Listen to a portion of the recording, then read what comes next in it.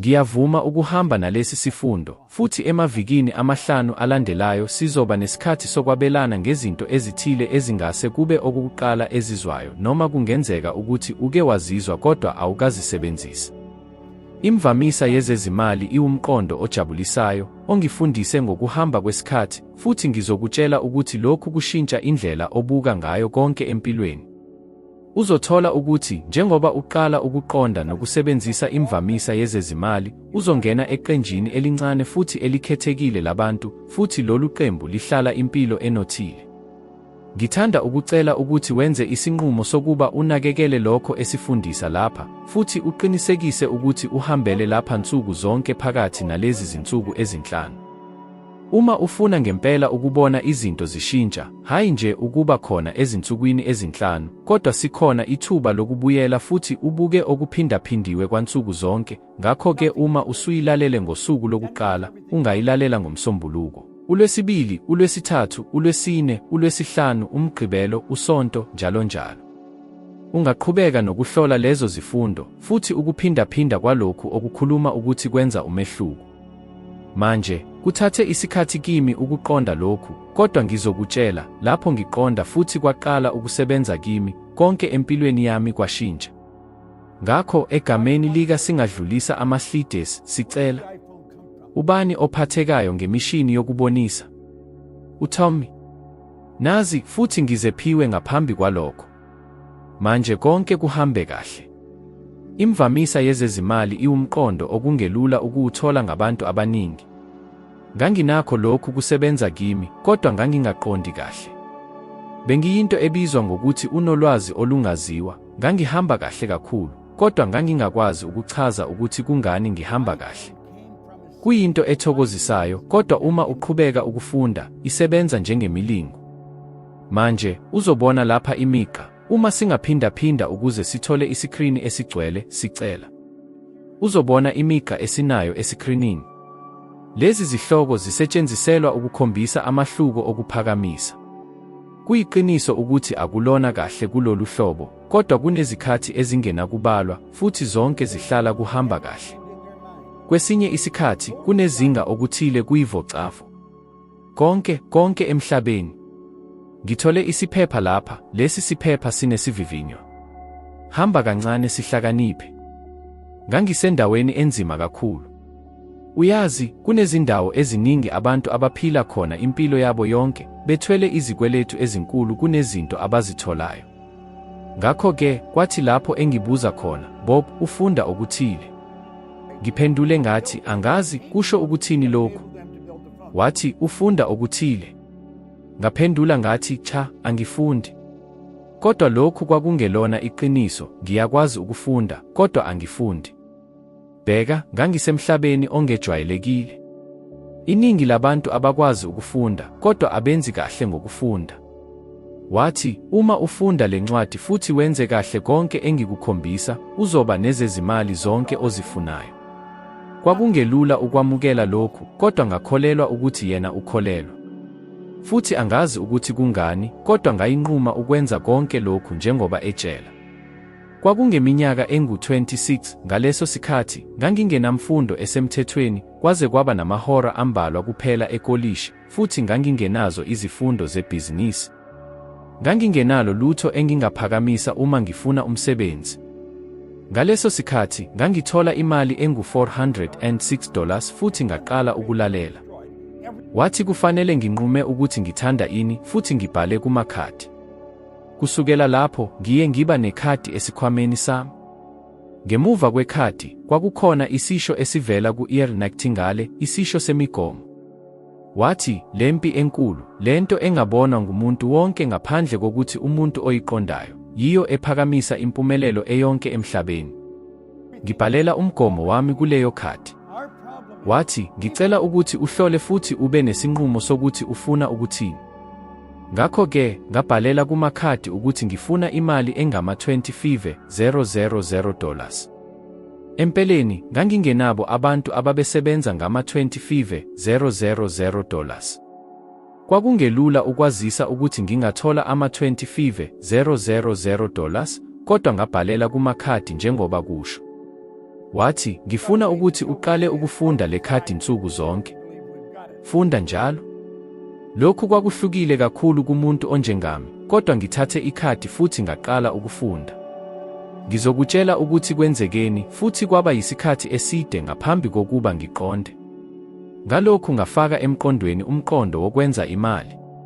Phambilini ngangithokozile kuphela ngemiphumela yami yokuhlupheka nezinye izinto engikhumbula ukuthi ngiyazikhathalela kakhulu, ikakhulukazi izikweletu. Lokhu kwaphenduka kahle engqondweni yami. Ngangithokozile ngesikhathi ngabe sengithola izikhathi lapho ngingakha imali. Ngangivulekele amacala okwenza imali. Kwathi uma ngicabanga kahle, kwakungaba yindlela yokuthola ukwaziswa okwaba ezinye izinqumo ezinjengebhizinisi. Kwase kunzima kubona kuzoba khona izinzuzo ngezinto ezifana nezezimali kwaba kumthengi wamakhosi nezo zizinza. Ngifuna nje ukuthi bonke abantu bazi ukuthi kungani abantu abambalwa kakhulu bephumelela kanti abaningi baphoxa. Manje, ngicela ukuthi ucabange ngalokhu okwesikhashana. Uzohlangana nabantu abahlale bephikisana impilo yabo yonke. Abakaze baye esikoleni, abahlali kahle kakhulu, futhi ngokufanele, kumele baphikelele. Bese uzothola olunye iqembu eliye esikoleni, linazo zonke izinhlobo zeziqu kuma-visit cards abo, kodwa nabo bephikelela. Kukhona nomunye umphakathi omncane kakhulu, cishe amaphesenti 5, 6 noma 8, aphezu kokuwina zonke izinhlobo zezimali. Konke kubonakala kuhamba kahle kubo. Abakaze baye esikoleni, awazi nokuthi baqalephi, babengejwayele kimi, kodwa bakwazi ukuphumelela ngendlela enkulu. Bese kudinga abanye, uzohlangana nabantu abaye esikoleni, banamadiploma amakhulu futhi nabo bephumelela. Okuzama ukukuchaza ukuthi uzohlangana nabantu abaphumelele kakhulu, futhi abanye abahlale bephikisana impilo yabo yonke. Kungani lokhu kungashintshi? Akushintshi ngoba abantu basebenzisa imininingwane engalungile ngokombono wami.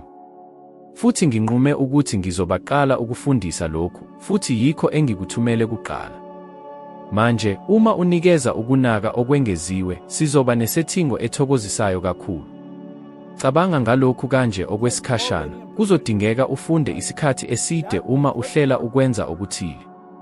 Uma ufuna ukuba ngumlamli, kuzothatha okungenani iminyaka 5 yokufunda nokusebenza. Nansi incwadi esinikezwa yona yindoda leyo. Kuyikhophi ye-omhlaba wephepha elivamile. Nginomusa ukukhuluma lokhu kwazula ngezinsuku eziningi, yonke imini ngivula kabusha futhi ngihamba kancane.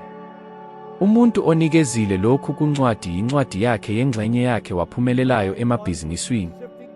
Imfihlo ikumqondo wakho. Uma uthatha ikhadi futhi ubhala inhloso yakho kuyo, ngibhale inhloso yami lapha futhi ngiyabelana ngale nhloso noRush, okumele kube yingxenye ebalulekile yenkampani yethu. Le nhloso izoqedwa ngokuphumelelayo. Ngokufana nokuthi kuzoba mnyama namuhla ebusuku, ngoba angisoze ngavuma ingqondo yami ukuba ikhishwe kuyo. Futhi impela yilokho okubalulekile, kufanele ugcine ingqondo yakho kulokho ofuna ukukuzuza. Lokhu kuyimfundiso yomqondo. Manje, cabanga ngalokhu okwesikhashana, khona uJohn F. Kennedy, ngesikhathi ethatha isikhundla somongameli wase-United States, no-Dkt. Werner von Braun, owayeyingqondo emuva kwamaphrojekthi embono yenyanga. Umongameli uKennedy wambuza, yini edingekayo ukuze kwakhiwe irakethi ezothutha umuntu iye enyangeni futhi imbuyisele kuhle emhlabeni? UVon Braun wamphendula emizuzwini eyi-10, isifiso sokukwenza. Futhi wayazi kahle kahle ukuthi yini edingekayo. Ukuze uthole okudingayo, bhalela engqondweni yakho futhi ugcine le mifanekiso engqondweni yakho. Wathi isifiso sokwenza kuyikhono lomqondo, sizoba nenkulumo ngalokhu. Lona uyikhono lomqondo okwenza kube nokwenzeka ukuba ugcine umbono ebhodi lakho, uphume konke okuphazamisayo okuphuma ngaphandle. Ngangazi, lapho ngibhala lokhu kukhadi, ukuthi ngizogcina le mifanekiso engqondweni yami kuze kube isikhathi esibonakala kwiphasi lomhlaba omzimba. Futhi lokho kuzoba yinto eqinisekile. Umqondo umkhakha obaluleke kakhulu. Manje, ngicela ucabange ngalokhu, five empumelelweni kudinga isu, ninethi five empumelelweni kudinga umqondo. Kuhle ukugxila ekugcineni okukhulayo okuzophumelelisa. Manje, ngifuna ukwethula kuwe umuntu ophuma enkampanini yethu. Le nkosikazi iyinkokhelo yaphambili enkampanini yethu. Inkampani yethu isebenza emhlabeni wonke, sithola izigidi zezigidi zemali kumabhizinisi, futhi sisebenza kuzo zonke izindawo zomhlaba. Manje, hamba kahle. Umphumela uthi izifiso. Bheka, uma uqonda lokhu, umphumela ube ingqondo yakho uma uyiqonda. Bhala kukhandi, thatha amakhadi bese uyithatha yonke imihlangano. Bheka, lapho ngibhala esikhala, ngabe ithuthukana. Manje, ake sicabange ukuthi leli khakhe limele umqondo, futhi ake sikhulume ngomqondo, ukuthi umqondo usebenza kanjani, futhi ngicabanga ukuthi uzokuthokozela. Manje, bheka wena uqobo. Siphawula amandla. Umqondo wamandla. Ungumthamo wamandla acolekileyo, njengazo zonke izinto. Usebenza ku-frequencies, njengazo zonke izinto. Uma ubhalela phambi kwekamera ye-infrared egumbini elinemibala yonke, uzobona umzimba wakho njengohlobo olukhazimulayo nolukhanyayo. Ukephi ukuthi unamandla amaningi esandleni sakho okungakhanya isakhiwo ongasithokozela cishe ngesonto. Kukho ama-11 million kilowatts wamandla agcinwe ngokuphonsa kwakho emzimbeni womuntu. Umzimba wethu awukho ngaphandle kokuba i-heap of absolute energy. Lokho esifuna ukukwenza ukufunda ukulawula amandla ayo. Lokho kwaba isibambiso engaseke ndawonye, lokhu uma imali yami iphakama ngezindlela ezifanele ezilunge kakhulu. Noma kuyenzeka, ke kwenzeka umsuka ezimbili. Ngikhumbula ukuthi bekungomhlaka Mashi ngonyaka lowo. Sihlanganise isethulo esifana kakhulu nale futhi saba nabantu abangu-93,000 abaxhunywe. uMickey wangiphazamisa wathi, "Bob, ngicabanga ukuthi kuzokujabulisa ukwazi ukuthi sithole ukufinyelela kuzo zonke izizwe emhlabeni." Ngibeke lo mgomo ngo-1973 futhi ngawufinyelela ngo-2020 one. Kungani ngihlale ngiqinile kulo mgomo isikhathi eside kangaka? Ngoba ngiqonde ukuthi usebenza kanjani futhi unjalo umsebenzi. Lokhu kuyilungelo eliphelele, usebenzisa ingqondo yakho futhi uxhumana nomoya, lapho konke kukhona, bese wakhe umfanekiso wokuhle okudingayo. Lo mfanekiso kufanele uguquke ube yisimo. UVon Braun wathi kuphi uJohn Kennedy? Okudingeka kube isifiso sokwenza. Sihambe siphosa kuze kube yizinyawo zomhlaba. Cha. Abantu abavamile bangathenga amatikiti okuhamba esibhakabhakeni. Baphinde bahlala benza lokhu. Qaphela, lokhu kuyintokozo. Manje, ake sibheke lapha. Lokhu kuyisiqalo. Ake sibheke ukuthi ingqondo isebenza kanjani ngoba ingqondo iyithokheni. Ingqondo isebenza ngezindlela ezimbili ezihlukene. Isigaba sokuqala ingqondo ebona kakhulu, eyahlala iwumqondo wokufunda. Isigaba sesibili ingqondo emotweni okhokhelwayo. Manje, lo mfanekiso uphatheke ngezinyawo kanye nomzimba. Noma yini okuhlangene nendawo yokuhlala kudla phakele iziphakamiso. Manje, ake sibheke lapho. Sifuna kumzimba. Akukhona ulwazi oludala imiphumela, kodwa iparadigm.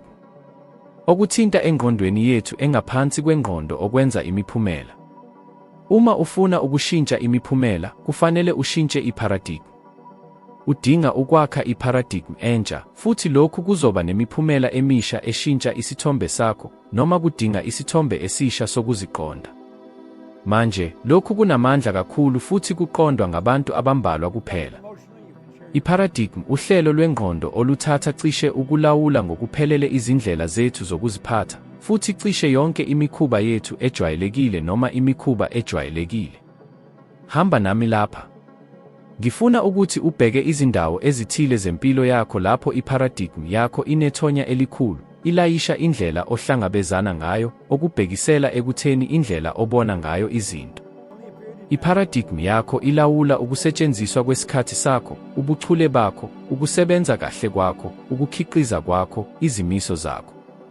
Zonke lezi zinto zilawulwa iparadigm yakho namandla akho okwenza imali. Bheka, kuba njengokuthi kukhona udonga ezungeze lezi zindawo, futhi njalo uma sizama ukuphuma kulezo zindawo, sihlangana nodonga. Okufanele siqonde ukuthi singenza konke lokhu kushintsha. Uma unquma ukushintsha iparadigm, lawo madonga awawo. Uma uqiniseka ukuthi ushintsha, cabanga ukuthi yonke impilo yakho izoshintsha kanjani lapho uqala ukuthuthukisa noma iyiphi yalezi zindawo noma zonke. Ushintsho luzoba lukhulu, futhi ngizokutshela okuthile okunye, luzoba okuphindaphindekayo. Manje, cabanga ngalokhu. Uma okuthile okukodwa okushintshayo kuyindlela osisebenzisa ngayo isikhathi, cabanga ukuthi ikhono lakho lokwenza imali lizoshintsha kanjani kakhulu. Kufanele uthuthukise isithombe esihle ngakho, futhi ufunde ukuze uqonde kahle amandla akho okwenziwa. Manje, uma ungaphinde uhlole esikrinini esigcwele, ngoba sibe nenkinga encane yokwenza lokhu namuhla, angiqondi kahle ukuthi yini edale inkinga. Ngiyindawo ehluke kokungicela ngasekhaya futhi sizophinde siqhubeke lezi zokuphatha kusasa. Sizoba se-vibrational systems, njalo, sizokwazisa okufanele futhi sizoveza into okukhuluma kuze izithombe uma sizihlanganisa.